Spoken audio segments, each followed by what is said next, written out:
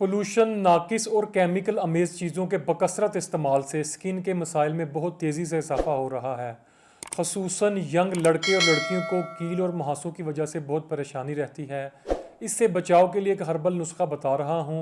बहुत बेहतरीन और आजमुदा नुस्खा है जिससे इंशाल्लाह कील और मुहासे बिल्कुल साफ़ हो जाएंगे। नोट फरमाइए, सरसों सफ़ेद, सरसों स्याह, नीम के खुश्क पत्ते, नीम की छाल यानी नीम का सक, तमाम चीज़ें बराबर हम वज़न मकदार में लेकर इसका पाउडर बना लें। सरसों को अलहदा ग्राइंड करें क्योंकि इसमें ऑयल होता है जिसकी वजह से दूसरी चीज़ें ग्राइंड नहीं होंगी।